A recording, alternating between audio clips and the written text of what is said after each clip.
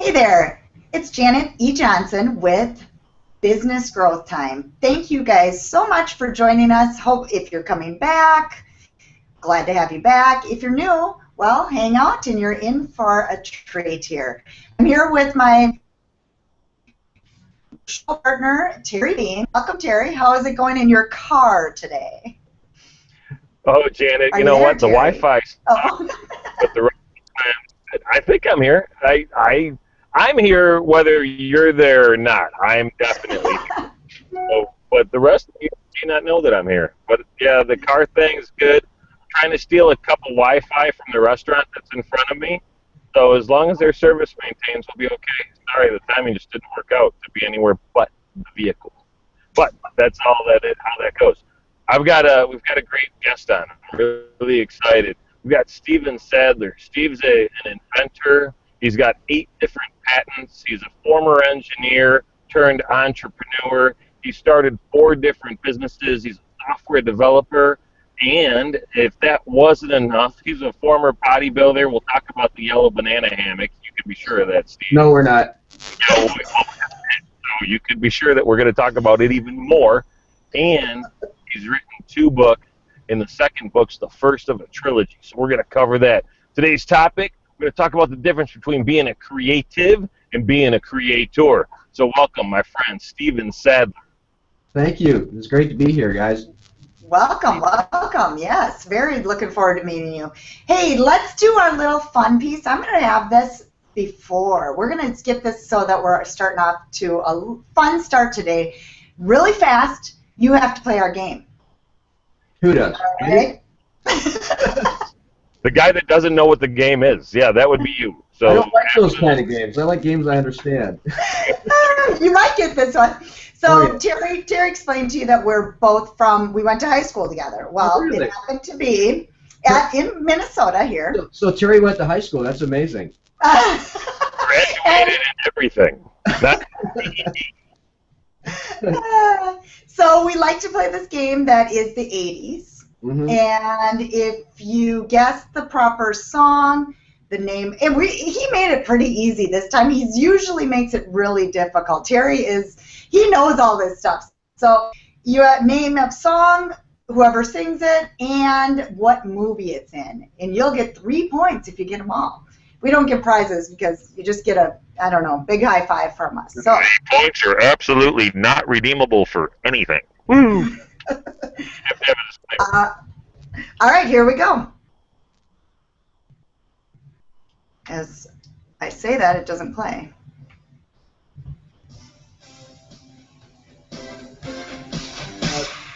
Terry Lewis in the news. It's Back in the Future. Yeah, and the song name? Power of Love. Thank you. I just said it! Yeah, Huey can do that for you. That'll make it easy. Oh, good job, good job. All right, so we want to start with a little fun, make us laugh. Okay, well, let's get to the actual subject matter here. Go ahead, and Terry, you had said what we're going to talk about today. What is that? So we're going to talk about, creatives are running around making some things, but they're really making things better for people that are actually building things or creating. And Steve, you're a little bit of both, right? You've definitely got a creative side to you. I know they call you Pixel Eye in the office because you're pretty good on the graphics and the development, but you actually conceive things. So I don't know if I want to start with your current iteration, your current softwares that you're working on, or if we want to start with the first book, the Exposure to Closure. Why don't you pick? Which do you want to tell us about right now? Well, let's start with the Pixel Eye thing. I was Pixel Eye 2 weeks ago until actually now I have these glasses and I'm no longer Pixel Eye. So now you're Pixel Eyes.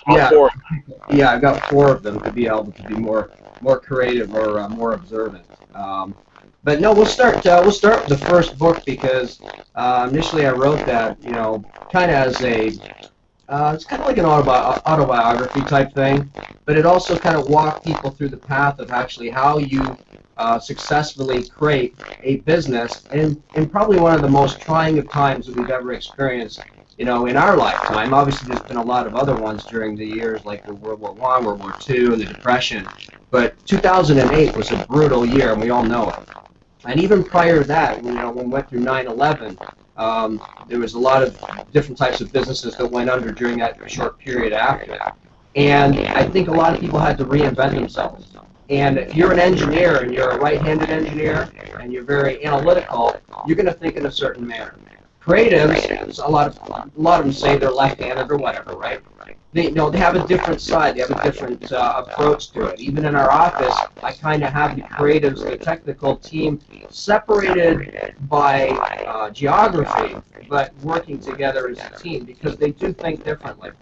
And a lot of people that know me, they understand that I'm actually a left-handed engineer. So that's very difficult. I'm constantly in a battle in my head, right? It's like, okay, the left brain, the right brain, that type of thing. And it's difficult to be like that because to get something done and get it across the line, you have to be very process-oriented. Creatives are not like that. It's like, well, we can do this, and we can, add this to it, do that. Well, yeah, but there's a cost involved, and there's a process involved, and all the other good things that go into that of actually producing a good product that has a form of quality to it.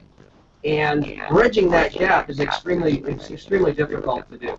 So I initially, as I said, I wrote that book kind of as an autobiography, but be able to take people through that path and journey out, inside my head as we develop, a bunch of pretty interesting technologies, but also some businesses that over the next couple of years, I'm really looking to try and exit and just become a full-time writer. So that's the first part. Sorry to interrupt. Terry, are you hearing a real bad feedback? I've got the feedback, and I'm wondering if it's me on my end or if it's someone. No, I think it's Steve's end, actually, which is weird. Let's see if that makes a difference. No, it's still there. I actually got out of my car to try and get closer to the Wi-Fi in case it was me, but no, I think it's actually Steve, which is weird because before we started, you were fine. No, I put the headphones on now, so it shouldn't be feedbacking through the speakers. Yeah, it's a weird. How close is your phone to your speakers? Because I have that issue. If my telephone's next to my speakers, it picks up a crap load of verb. How is that? Yeah. Huh. No, it's weird. It is a very weird. It's almost a staticky noise in the back. Actually, what it sounded like to me is, you remember the scene in Return of the Jedi when Princess Leia comes up and talks to Han Solo when he's still in the frozen carbonite, and she's in that little bounty hunter outfit? It sounded a lot like that. The only thing, now go and talk, Steve. Let's see if it's. How about now? He sounds like, sorry. It's almost like, you're right, Star Wars. You sound like a Star Wars character. You sound like Princess Leia in the gold bikini, because if we could make it happen, that would be really cool. Again, I said something. It's okay. That's great. Shoot. How is it I don't know. Wow, there you go. What'd you do? I lost my sound. Technology's wonderful. Sounds good, but how's that? Good. I switched to my screen, so I've got now the microphone on the screen and actually looking down from the other camera. So is that better? It's 10 times better. 10 times better. Yeah. Perfect. Okay, so. Yeah. We do this live. We'll have our person edit. We edit the podcast, so it's just the way it goes. Okay, so back to what you were saying. So this was your first phase and your first book, and it was all about the back end was all the troubles and tribulations that had happened back. You're talking all around the 2008 time. Yeah.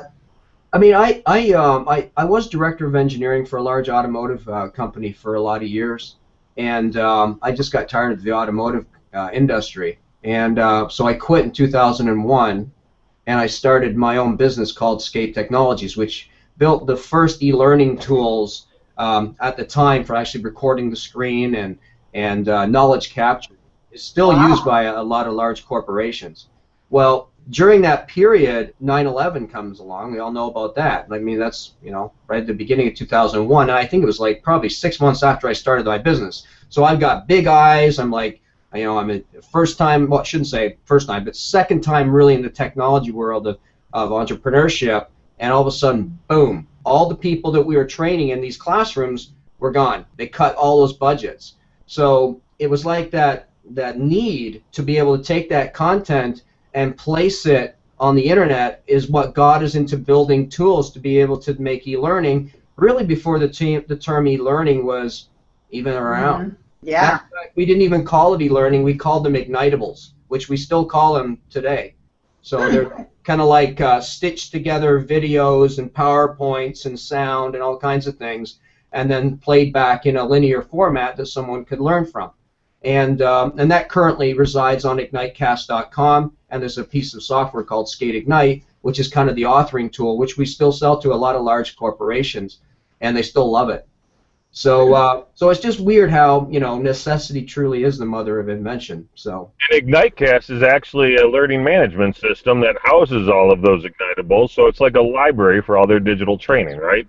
And you built your own ecosystem and an authoring tool, the actual software where people are going to learn from, and then the place to store all this stuff, which is, very Steve Jobs of you. Maybe it's a Steve thing. I don't know. I don't know about that. I don't want to compare myself with Steve Jobs, so. So that's really, really cool. And then you realized through the 2008 piece about the marketing challenges and the cost that you were spending with Google, right, which kind of led to your next. Well, there was a couple of creations in between, but we'll skip those. Yeah. Your next creation that you're actually still working on and continuing to grow, and was kind of the main crux of the story of the book, right? The first book. Oh, you're talking about Buzzcast? Buzzcast, yes. How do you spell Buzzcast? Yeah, I mean, we originally created it because we wanted to be able to do marketing for our e-learning products, and it was becoming very expensive just to go down the traditional passive pay-per-click or traditional marketing methods or TV spots or whatever, which really, when we tried them, they weren't working that well anyways. We were just dumping about 15 grand a month into it. So we built a little system that kind of worked with Twitter and a bunch of other social sites. Matter of fact, we even built one of the first social media sites it used to use. We called it Screen Tweet, which just took a basic picture and a basic image and then sent it off to Twitterland, and it was kind of our little sandbox to play with technology and learn all the different APIs at the time that these social media companies were building and allowing people to be able to tie into. So yeah, it's been an interesting, I gotta say, 15 years because every day there's something else that pops up. Like the other day I was playing with Periscope. I'm like, wow, this is cool. That was my question for you. I saw you love Periscope. I wouldn't say I love it, but I wanted to see what your opinion was. It's very, very interesting. I mean, it's very similar to kind of what we're doing right now, but I mean, you're really turning everyone into a broadcaster. But I actually have another company that's they're kind of related to a friend of mine, and they own Viclone. And I'm not sure if you've looked at Viclone, but that'll allow 2 cameras or 3 cameras or 4 cameras simultaneously to take video of the same thing and stitch it together. So think about the movie industry, that's huge. So they've got to step up really on Periscope. The only thing is Periscope, Twitter behind them, and a lot of money. So. Yeah, and then the other thing is they do their videos like, so that whole thing is kind of odd too. Yeah, it's strange. On Periscope. Yeah. I don't get that. But what do you think about the difference between Meerkat and Periscope? We've had this whole. Did you use Meerkat too? I haven't played with Meerkat. I've only played with Viclone and the Periscope thing. The only reason I did Periscope is because Twitter owns it, and we do a lot of stuff with Twitter. So that's why I wanted to give it a try. And as I said, I do think it's cool. I'm bored of it. I'm bored of it already. So, but I do. To be honest, I get so many alerts, and I'm hardly following anybody, and constantly my phone's going off, and I barely even use it. I mean, so imagine if you were following somebody that was doing 10 a day, you know, because it's every time they hop on, and I'm sure I was driving people. I must have been driving people crazy when I first started using it, because I think I posted like 10 or 15 things on the one day.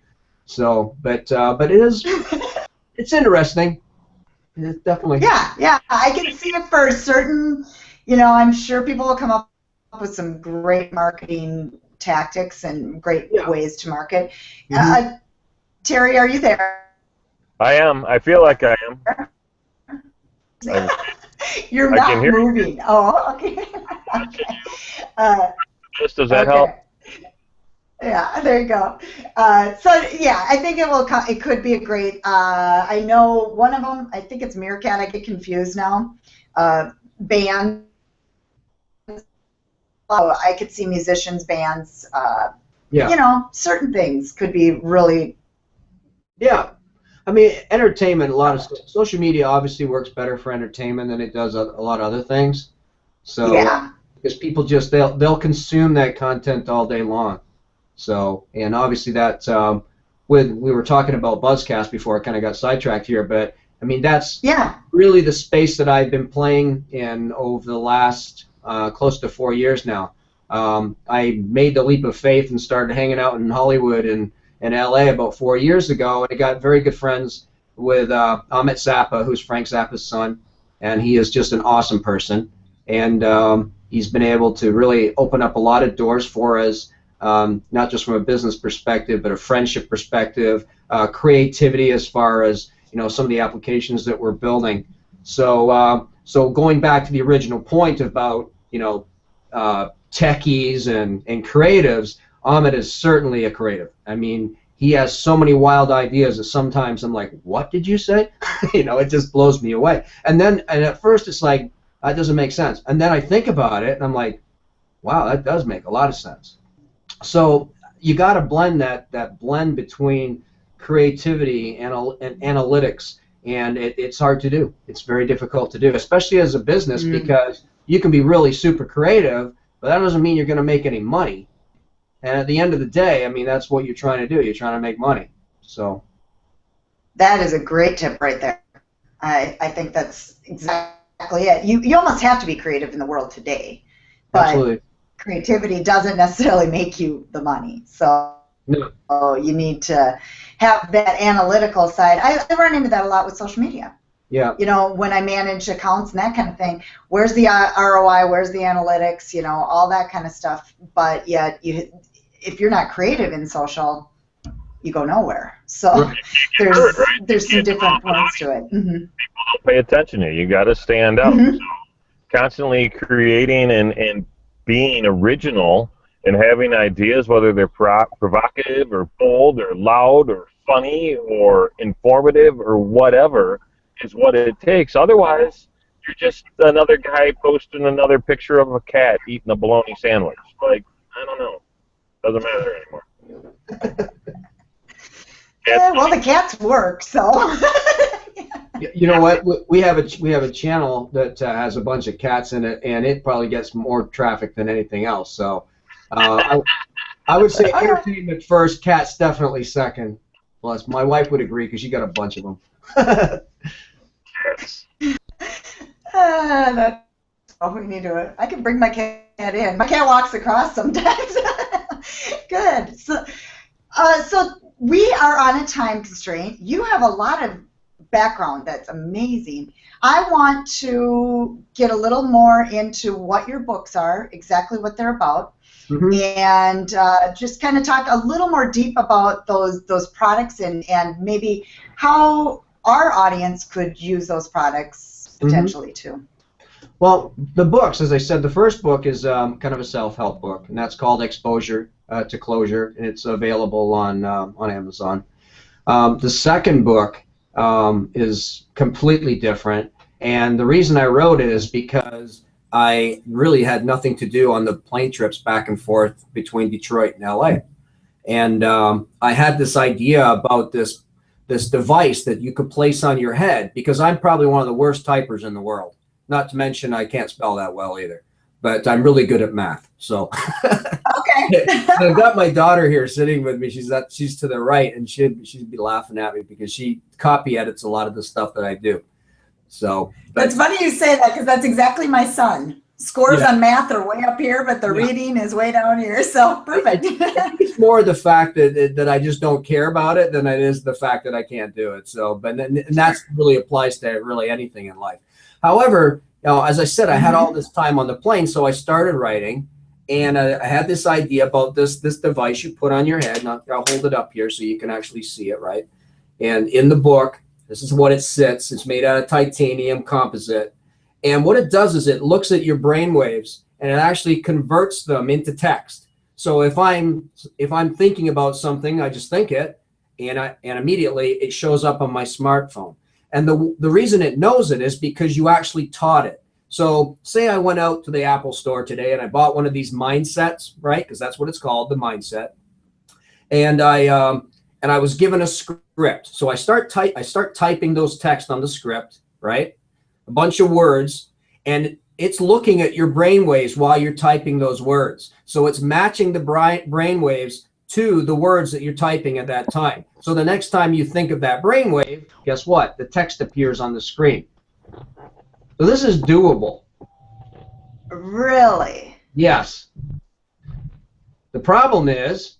Actually, that's kind of scary. Yeah.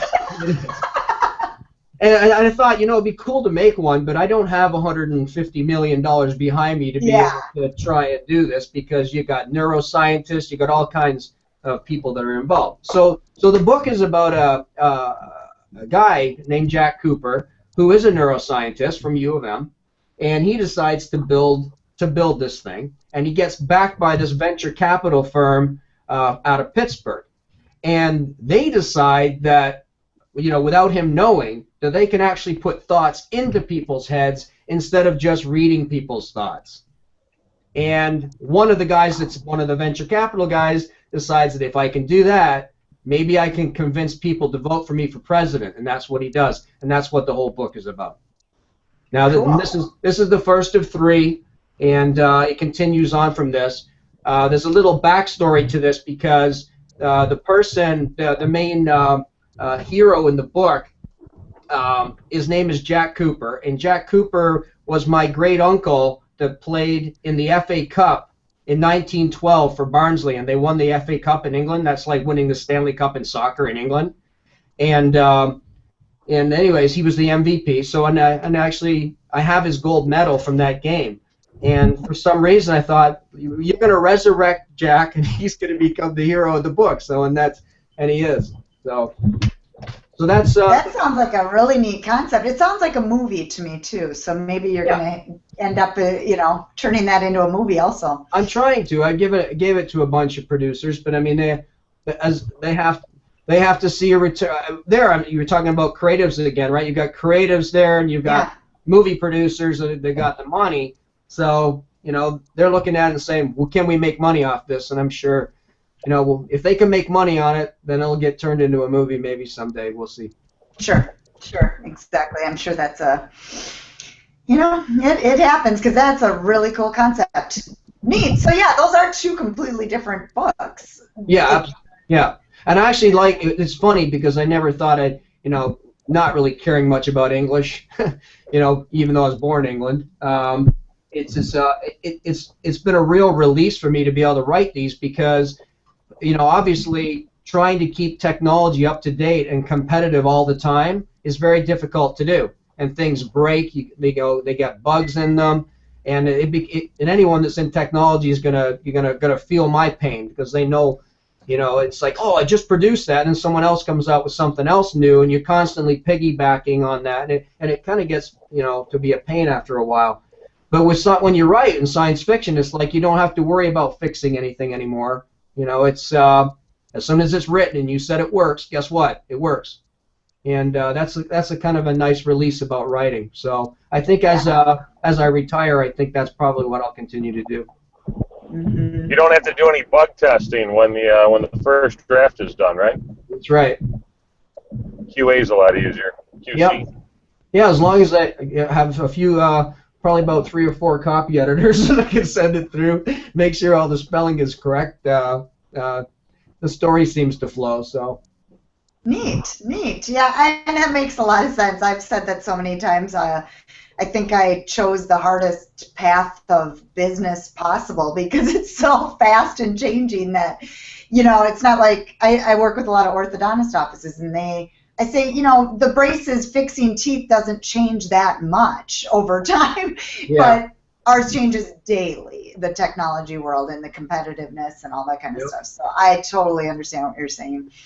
Let's talk about those products that you have, the software products, and now our audience tends to be the entrepreneur, middle-sized business, so I don't know if those focus on that or not, but if they do, then... Right. I mean, if you've got a small business that's looking to create training for themselves, I mean, that's the Scate Ignite is probably one of the most simple applications there is for creating a simple e-learning presentation and being able to distribute it through the web.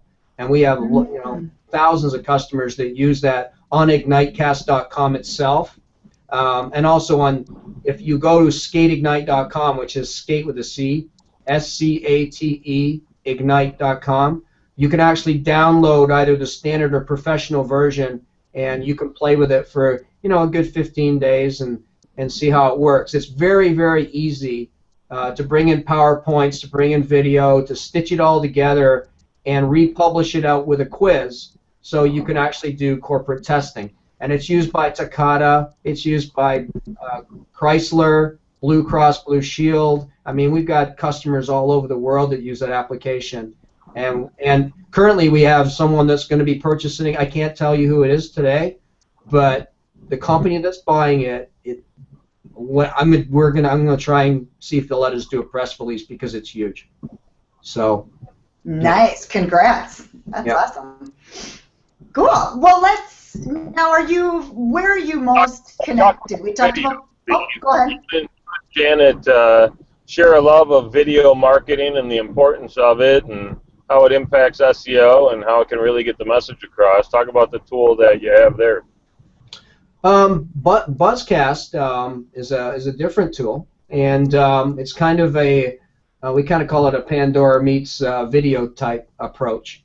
And I wouldn't say it's completely done now. It's more of a testing environment. It does got a lot of people that will log in and actually view videos. But what the concept behind it is to actually try and take content and channelize it. So if I'm a broadcaster, I can put my content together, channelize it out so people can watch it. But if they want on the other side to mix that content, kind of like what Pandora does with music, it enables them to do, basically mix that together. Now, it obviously works better with video that's entertaining, and I'm trying to, with the next generation that comes out of Buzzcast, and it's probably going to have a new name and a new app and everything that goes with it. But I mean, the whole goal there is to try and give people more options as this whole OTT space grows. And if you don't know what OTT is, it's the over-the-top TV, just like Apple TV is over-the-top, Roku, Samsung, all these apps that are going to be coming out where Netflix are the big ones. someone becomes their own broadcaster, or and I think that the days of the big broadcaster, they're slowly diminishing, and I think they know that, and I think Comcast knows it because they're trying to suck up all the bandwidth now and control the bandwidth, because that is really the internet is the next generation broadcast. No longer the airwaves, no longer the cables. It's, no, neither of my kids watch TV. Yeah, normal TV. I'm almost to the point now that I've got a blend of things that I watch on a regular basis, and unless it's sports or news, I ain't watching television. That's for sure. I'm not, probably sitting there watching old reruns of Magnum PI. Yeah, by the time this episode airs, I think we'll have cut cable at our house. We're gonna obviously still have to keep the internet connection. Yeah. But my daughter and wife and I have all said, I don't see why we keep it. We'll go get an antenna in time for football season, and that's football Americano, Steve, not football like you think of with a bunch of guys running around kicking a little white ball.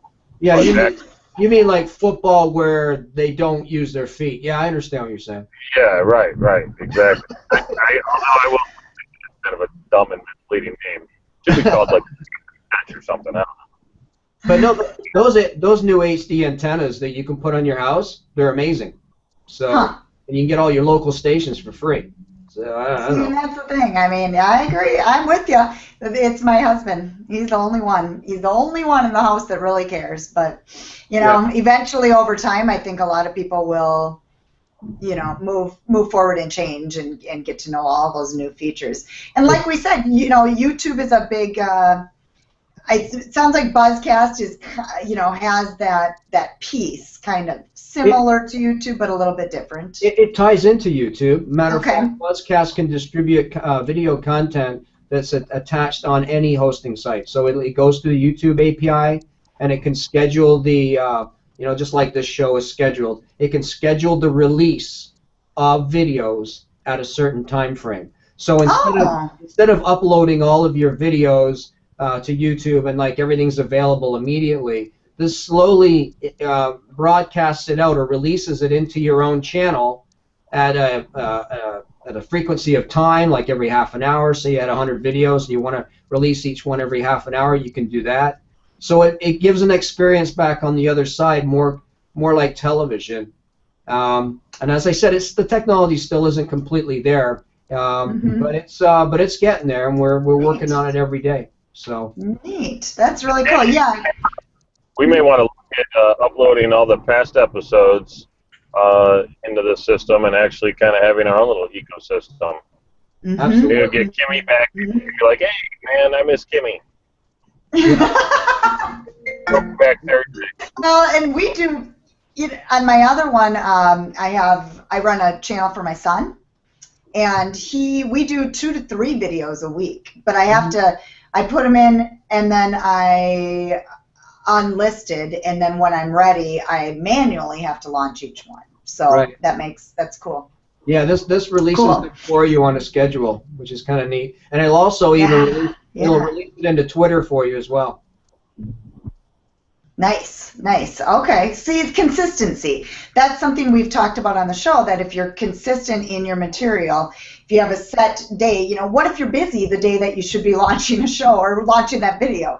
You might be packed busy and then you don't get it done. And then you're losing that consistency again. Yeah, nice.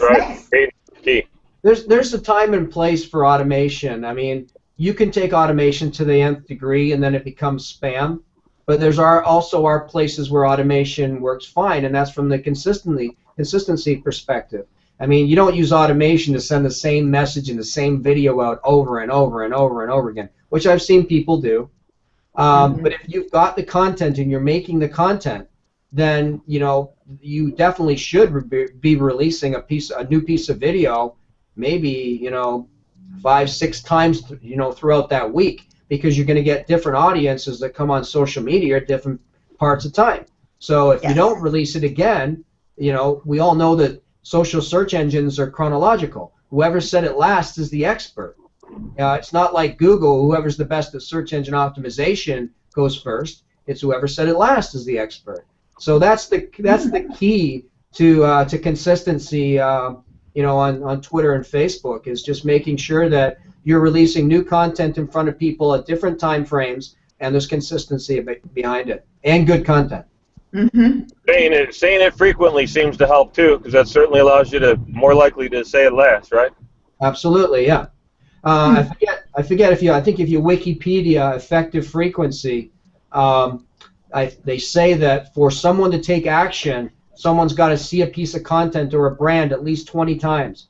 So how do you get? And I equate it really to coaching soccer, because when I'm coaching the girls or the boys, it's all about touches. How do I get the most amount of touches for the players, for their skill level to get up? And it's very similar in marketing. How do you get that many touches before someone actually knows exactly what you're trying to tell them and remembers it? And that's the difficult part of marketing. That's Yeah, a great segue. That's a great segue about the amount of touches. Talk to us about that yellow banana hammock. No, thank you. Oh, I forgot. That's what we got to end with, because I got to know now. Well, in about 1988, I was doing a lot of training with my wife, bodybuilding, and I decided that. Now I'm not sure where this is going. Yeah. Well, I decided that I wanted to compete at least once, so I went in this contest, and I don't know how Terry knows it's yellow because the pictures are all black and white. So someone must have told him that the little thing bikini that you wear, right, was yellow because you can't tell. It looks like it's white. So, but that's where he's getting it from. He's getting it from the actual pictures that were taken during that contest. So. Got it. Which, by the way, we will definitely share in this blog post. I think that'll be good. You're cool with that, right? That's great. Thank you very much. You look good. I wouldn't bring it up if it looked bad. Oh, that's great. Well, we all have a past. Yeah, we do. That's for sure. Yep. Awesome. Well, now tell us where people can connect with you and where best to find you, Steve. Well, my website is Stephen, and that's Stephen spelled Stephen, Sadler with one D, SADLER .me. That's my main website. I also, my Twitter handle is Steve Sadler. Okay. On LinkedIn, I'm /Steven Sadler. Okay, easy enough. Facebook, I think I'm Steven.Steve.Sadler. So I have both those names in there for the keywords. So you can connect up with me on any of those particular social media locations. And I also have a website for my book too, which is mindsetnovel.com. That's where my latest science fiction book is, or the trilogy is. So. Perfect. Well, great. We'll hook it all up on our blog post, all these links, and have people connect with you. And I appreciate your time, Steve. Any last words, Terry, that you have for Steve here? I know you guys are buddies already, so. Yeah, we know each other a little bit. No, Steve's a good guy, always willing to help. He's got some good tips, some good ideas. And honestly, I like this. We should do more of these podcasts when I'm doing 82 miles an hour. This might be the fastest podcast we've done. I like it. Well, cool, Steve. Thank you so much for taking the time to be with us. Thanks. Yeah, thank you, Janet. Bye-bye.